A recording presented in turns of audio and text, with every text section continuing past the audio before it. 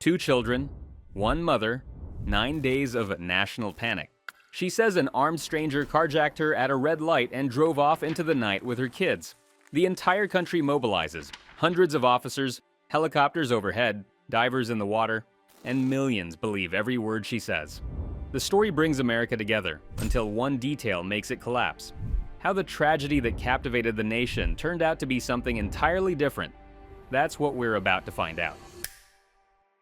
October 25th, 1994. Union, South Carolina, an ordinary Tuesday, a small town where major events are rare. At 9 p.m., a young woman runs into a neighbor's house. She's out of breath. Her words come out in fragments. "My kids. They took my kids." The homeowner calls 911. Within minutes, police know the name. Susan Smith, 23 years old. 2 sons, Michael, 3. Alex, 14 months. Her story goes like this. She was driving on Highway 49. She stopped at a red light. At that moment, a stranger got into her car. A young black man, plaid shirt, gun in his hand. He told her to drive. The children were crying in the back seat. They drove several miles down an empty road. They reached the dam at John D. Long Lake. He forced her out of the car. The vehicle drove away with the children inside. The entire town is mobilized. Roadblocks go up. A bolo goes out for a burgundy Mazda Protege with 2 small children inside. Volunteers head out into the night. Patrol cars sweep the highways. Every exit is checked. By morning, the story is national news. TV cameras line the street. Live broadcasts begin. Susan steps in front of reporters. She cries. She begs the kidnapper to bring her boys back. The footage runs on every network. The country joins the search. But inside police reports, questions begin to surface. No one saw the car at the intersection.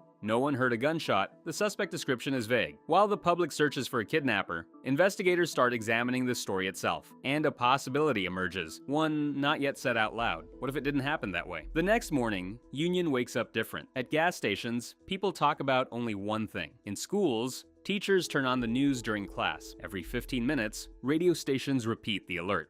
2 little boys, burgundy Mazda, armed suspect. The story no longer belongs just to the Smith family. It becomes national. The search is the largest in county history. Hundreds of volunteers form teams. People walk shoulder to shoulder along roadsides, checking ditches, abandoned sheds, wooded areas. Hunters comb through land where they usually track deer. Some take time off work. Others drive in from neighboring towns. No one asks why. 2 small children are missing. The central focus becomes John D. Long Lake. The water is murky. Visibility is almost zero.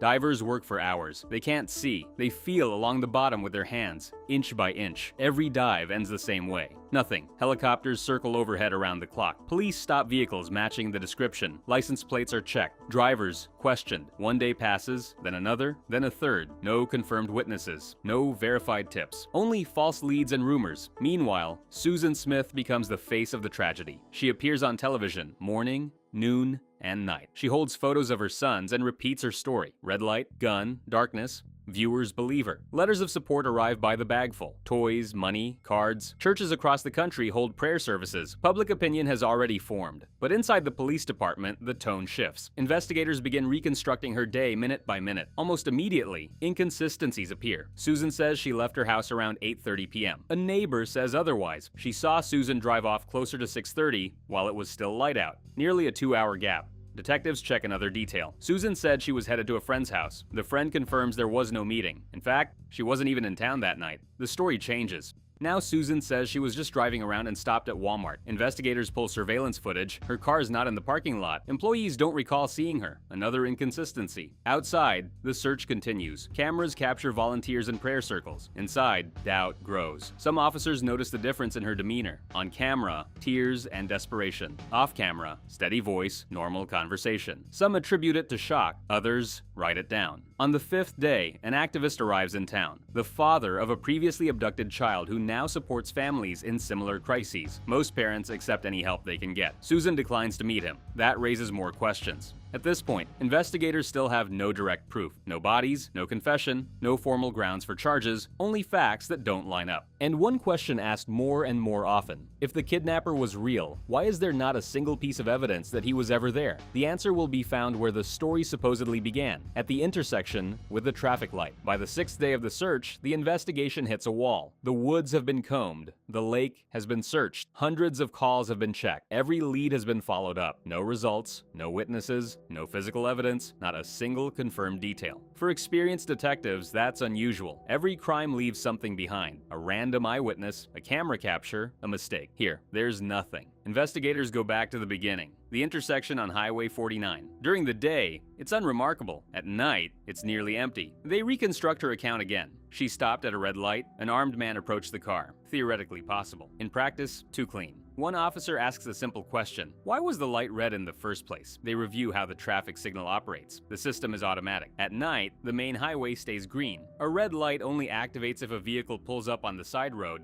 and a sensor under the pavement detects its weight. If no other car is present, the signal doesn't change. That means a driver on the main road typically doesn't stop. Investigators request the electronic logs. Every signal change is recorded automatically. Time, direction, duration. They pull the data for that night. Line after line scrolls across the screen. During the critical time window, no signal changes. The light remained green for the main highway the entire night. That means there was no stop. And if there was no stop, there was no opportunity for someone to approach the vehicle. Her story begins to unravel. Detectives double-check the data. They compare system timestamps. They test the sensors. They request backup logs. The result is the same. The technical records do not support her account. Susan is brought in for questioning. "Are you certain you stopped at that intersection?" She answers confidently, "Yes," but now her statement is measured against recorded data, and the data contradicts her. There is still no direct proof, no confession, no bodies recovered, but a key detail in the story doesn't hold up. The next step is a polygraph. It doesn't determine truth. It measures physiological responses, heart rate, blood pressure, breathing patterns, and very soon, it will become clear which questions trigger the strongest reaction in Susan. By the 9th day of the search, the country is still watching. Newscasts begin with her appeal and end with images of the boys. Churches hold services. Anchors speak about hope. Inside the police department, the focus has shifted. This is no longer a search for a kidnapper. It's a verification of her story. After analyzing the traffic signal data, investigators move forward. Susan is asked to take a polygraph. She agrees immediately. Sensors are attached to monitor breathing, pulse, blood pressure, and skin response. The first questions are routine: name, age, date of birth. The readings remain steady. Then comes the main question: do you know where your children are? The readings spike sharply. They repeat the test. The result is the same. A third time, the same strong reaction. A polygraph is not admissible as evidence in court, but for investigators, it's a signal. Next comes a comparison of facts. The traffic light never changed. Witnesses do not confirm her route. Walmart surveillance cameras did not capture her car. After this, Susan changes her statement. Now she suggests she may have been mistaken about the location of the abduction. Maybe it happened farther down a rural road, away from the highway. Investigators check the new location. That area, on that night, was under covert police surveillance as part of a narcotics operation. Patrol units, hidden observation posts, night vision equipment. No vehicles were recorded. The story no longer holds up. During a review of her personal belongings, investigators find a letter. It is from a man named Tom, someone she had been involved with. The message is direct. He is not ready for serious commitments. He does not want to raise another man's children. A possible motive begins to emerge. That same evening, Susan appears on camera again.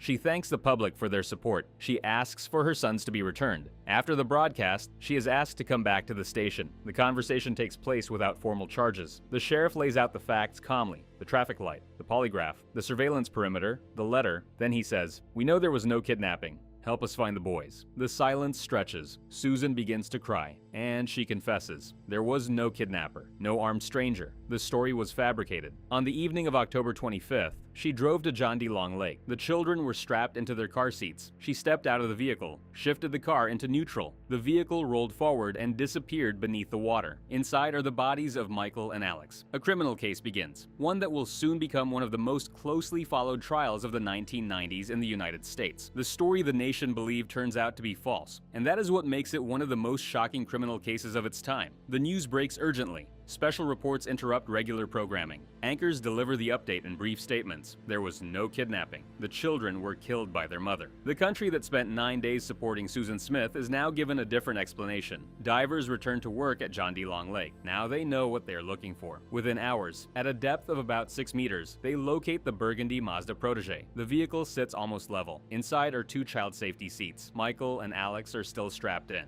The car is lifted from the water by crane. Media access is limited during the recovery recovery. The boy's father learns about the confession from the news. Public reaction shifts immediately. Support turns into outrage. Talk shows debate motive. Newspapers run new headlines. 9 days of searching were built on a fabricated story. The trial takes place the following year. The prosecution relies on the confession, technical evidence, and investigative findings. Susan Smith is sentenced to life in prison, with the possibility of parole after 30 years. The verdict closes the criminal case, but the public response lingers. The case sparks debate about the role of the media, public trust in televised appeals, and how quickly society assigns the role of victim. Investigators later note that technical verification, traffic signal data, electronic logs, route analysis played a decisive role. Facts dismantled the narrative. For 9 days, the country searched for an armed kidnapper. In the end, the crime was committed by someone the public had trusted without hesitation. The case remains one of the most well-known criminal cases of the 1990s in the United States, an example of how a carefully constructed story can withstand public sympathy, but not factual scrutiny.